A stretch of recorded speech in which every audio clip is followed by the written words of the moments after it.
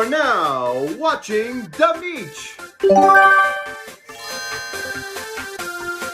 The Nintendo Direct was everything that I had wished for. The catch is that Norm the Genie was the one granting the wishes. Not only was the announcement of the Mario Kart 8 Deluxe DLC disappointing, but Nintendo somehow managed to cause even more disappointment. I absolutely love the Wii Sports games. These are games that pretty much everyone can enjoy, even if they don't play video games. I made a video 2 years ago showcasing why I wanted a successor to Wii Sports, mainly because it would be on modern hardware, but there were also many new possibilities for new sports, mechanics, as well as theming. When they initially announced it in the Direct, I was thrilled, but when they showcased the game, something struck me as wrong, and I couldn't spare my disappointment.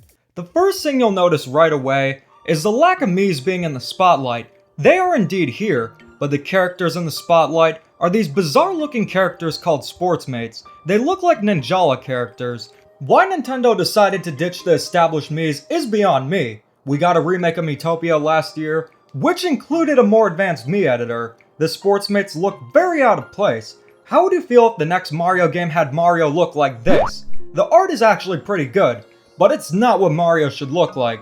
Just an interpretation, but I'd go as far to say, the Sportsmates are not well-designed characters. They all share the same design. Miis are simplistic, and that's okay. There's a lot you can do with them, but that isn't the only issue here. One of the things that made Wii Sports Resort great was not only the quality of the sports, but the theming as well. It takes place on a tropical island called Woohoo Island. It ties all the sports together. You can even fly around and explore the island if you want. Nintendo Switch Sports does have a central location, but not a very interesting one.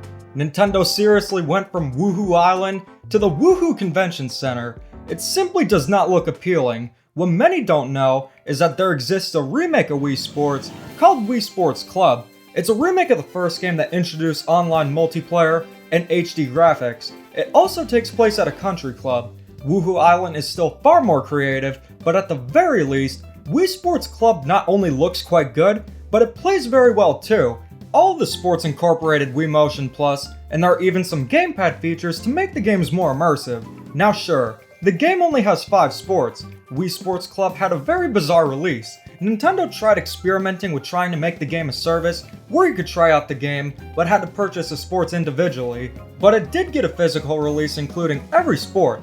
But regardless, all the sports were fleshed out and even better than the originals. But what about Nintendo Switch Sports? You're getting 6 sports: tennis, bowling, volleyball, badminton, swordplay, and soccer. Football to anyone who's not a Yankee. There were 12 sports in Resort. It wasn't quantity over quality either. All the sports were very fleshed out and a lot of fun to play. So this is already a complete and utter downgrade. Out of the 6 sports, 2 are very similar, being tennis and badminton. Tennis and bowling are also the only sports included from the original game. No baseball, no golf, or no bowling. But Wii Sports Resort didn't have boxing or baseball, so it could possibly mean the quality of the sports makes up for the lower quantity. For a Wii Sports successor, soccer was hands down the sport I wanted to see the most, unless you're the goalie where you can throw the ball. The Joy-Cons are quite versatile to where you could use a leg strap to play the game. That way you could play soccer by kicking, just like you would in real life. Maybe I was a bit too harsh on Switch Sports. The game will be launching with the leg strap bundled in, and I am very hyped to get the game day one, so I can see what motion-controlled soccer would be like. A free update is scheduled for this summer that lets you play soccer matches with the Joy-Con controller and the leg strap accessory. Wait, is this saying you can't even use the pack-in Switch Sports accessory at launch? In addition, a second free update that lets you enjoy golf will launch this fall. Oh gosh. And now, we get to the main problem with Nintendo Switch Sports. The biggest problem with Nintendo Switch Sports, without a doubt, is that it's launching on